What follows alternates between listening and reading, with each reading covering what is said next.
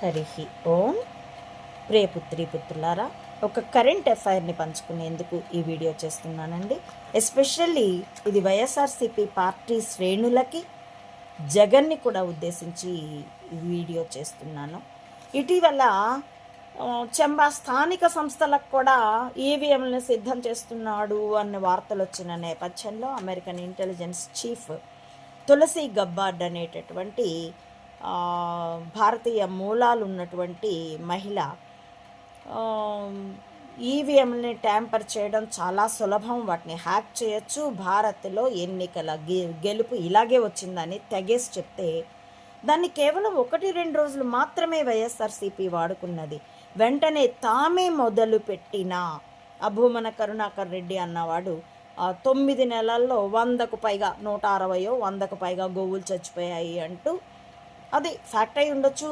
చాలా ఎక్కువ గోవులు ఉన్నప్పుడు కొన్ని జబ్బు చేసో వయస్సు మీరో చచ్చిపోతూ ఉంటాయి. జనన మరణాలు సహజం కాబట్టి చాలా వేల గోవులు ఉంటే దాదాపుగా అది ఫ్రీక్వెంట్గానే జరుగుతూ ఉంటుంది. లేగల జననం ఎలాంటిదో గోవుల మరణం కూడా అలాంటిదే ఉంటుంది. కానీ ఆ సంఖ్య సాధారణం కంటే ఎక్కువ ఉంటే మాత్రం తప్పకుండా దాన్ని పరిశీలించవలసిందే, ప్రజల దృష్టికి తేవలసిందే. ఈ నేపథ్యంలో నా ఒక అనుభవాన్ని పంచుకుంటాను. 1992లో పివి నరసింహారావు గారికి నేను కంప్లైంట్ ఇచ్చి, ఇవాళ రేపు డ్రామోజీని అరెస్ట్ చేస్తారు, అప్పుడు నేను లైమ్ లైట్ అయిపోతాను అని ఆ వయసుకి తగిన, అప్పుడు జస్ట్ 30 ఏళ్ళ అమ్మాయిని, ఒక ఎగ్జైట్మెంట్ ఉంటుంది, ఏదో గ్రేట్ పని చేశానన్న ఉత్తేజం ఉంటుంది. అలా ఊహిస్తూ ఢిల్లీలో నేనున్నప్పుడు భాష మొదలైంది. లోకల్ పేపర్ ఈనాడు వెళ్ళి కొనుక్కొచ్చుకుండే వాళ్ళం.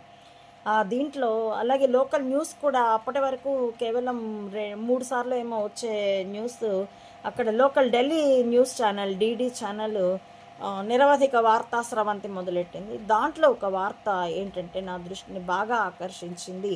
ఢిల్లీ జూలో బ్లాక్ బక్స్, కృష్ణ జింక అని పిలుస్తాం, అవి రోజుల వ్యవధిలో 150 చచ్చిపోయినాయి.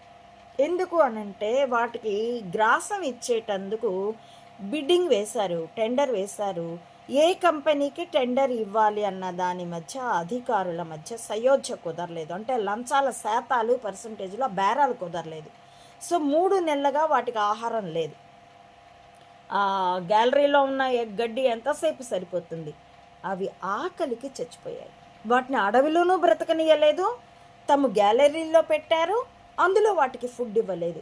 ఇంత క్రూరత్వమా, ఈ అవినీతికి అంత